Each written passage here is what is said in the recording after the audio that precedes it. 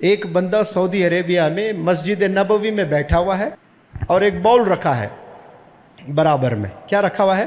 Bowl میں پانی ہے اور کاٹن لے رہا ہے, ڈبو رہا ہے, زبان کو لگا رہا ہے, ڈبو رہا ہے, زبان کو لگا رہا ہے, ڈبو رہا ہے, زبان کو لگا رہا ہے ہر تھوڑی دیر. پوچھا گیا ایسا کیوں کرتے ہو؟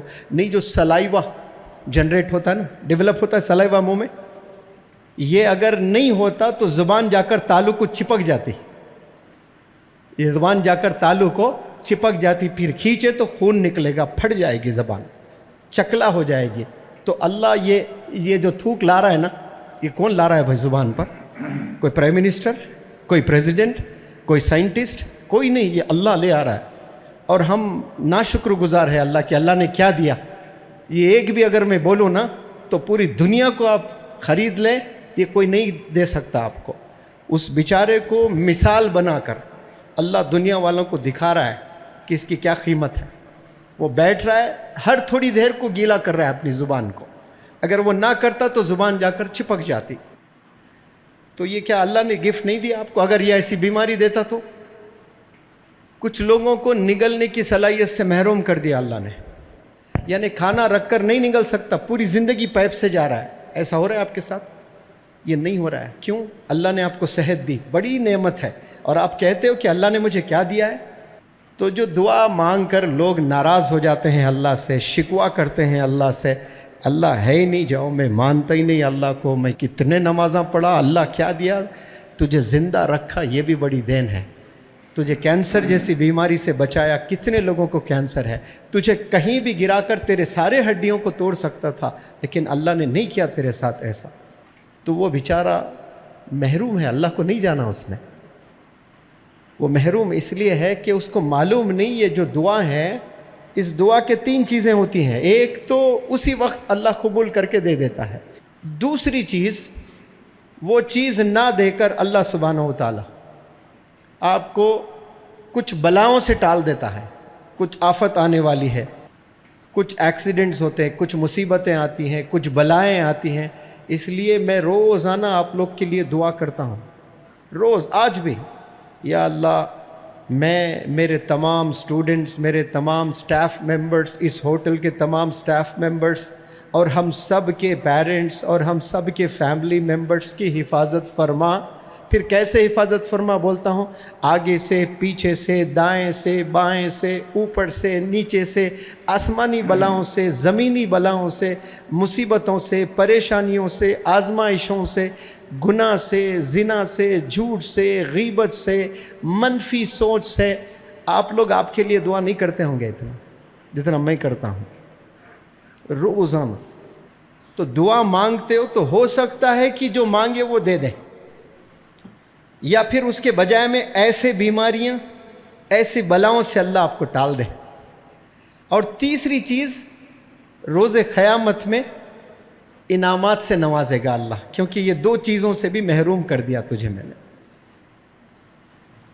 تو قیامت میں آپ کو انعام دے گا. تو وہاں لوگ بولیں گے, یا اللہ تو دعا کیوں قبول کیا میری, تو بہت رویا نا اس لیے میں نے قبول کیا. اللہ, میں رو رو کر مر جاتا تب بھی تو قبول نہیں کرنا تھا, کیونکہ مجھے معلوم ہوتا کہ انعامات اس کے یہاں ایسے درجات میں ملنے والے ہیں, ایک بھی دعا تو قبول نہ کرتا, سب کچھ مجھے یہی ملتا روز قیامت میں.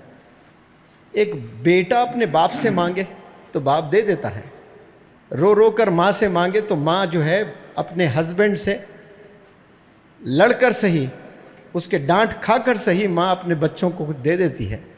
جب آپ پورے گیلیکسیز کا جو کنگ ہے اس سے مانگ رہے ہو تو آپ سمجھ رہے ہو کہ اس کے خزانے میں کمی ہے؟ سوال ہی نہیں ہے. وہ آپ کو آخرت میں دینا چاہ رہا ہے, کیونکہ اسے پتہ ہے کہ تو خالی ہاتھ آنے والا ہے وہاں پر.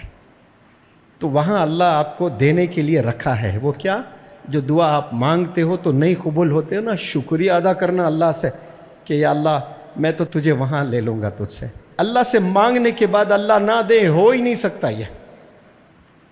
اب یہاں مل گیا تو غریب ہے وہ, وہاں مل گیا تو پھر امیر ہے وہ, کیونکہ وہ پھر جنت میں جانے والا ہے. تو اس لیے پیارے نوجوان بچوں بچیاں جتنے ہیں نا, اللہ سے کبھی ناراض ہو کر زندگی نہ گزاریں. آپ لوگ شکوہ کر کے نہ گزاریں کہ یہ مصیبت مجھ پر کیوں آ رہی ہے.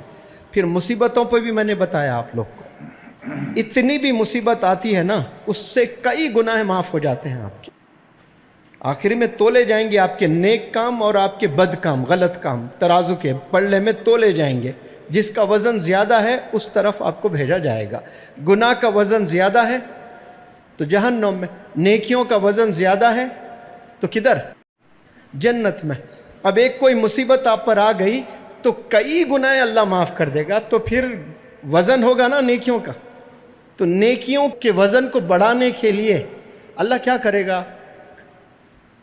अरे बताएं भाई, आपको मुसीबतों में डालेगा ताकि आपके गुनाह कम हो जाए, नेकियां ज़्यादा हो जाए। लेकिन आपको किस में खुशी नज़र आ रही है? आईफोन में, महल में, मर्सिडीज़ बेंज में, ब्रांडेड कपड़ों में। इसमें ही समझते हैं कि आपकी कामयाबी है। कामयाबी किस में है? गुनाह कम करने में कामयाबी है। इसलिए मैं पर्सनालिटी को, एक इंटरव्यू में किसी ने पूछा था मुझसे, आपको एक लाइन में डिफ़ाइन करना है पर्सनालिटी को, कैसे डिफ़ाइन करोगे? तो मैंने कहा कि गुनाहों को कम करना और नेकियों को बढ़ाते हुए जाना, तो आपकी पर्सनालिटी डेवलप होते जा रही है। पर्सनालिटी कब डेवलप होती है? जब आपके गुनाह हैबिचुएटेड है गुनाहों के, और वो गुनाहों को कम करते हुए जा रहे हो और आप नेकियों को बढ़ाते हुए जा रहे हो। तो ये क्या इंडिकेशन है कि आप अपने पर्सनालिटी को बढ़ाते जा रहे हो। तो गुनाहों को कम करते जाइए आज से, ठीक है ना? किसको कम करते जाएंगे? गुनाहों को कम करते रहिए और नेक काम बढ़ाते जाइए इंशाअल्लाह। तो इसमें फिर आप लोग की खैर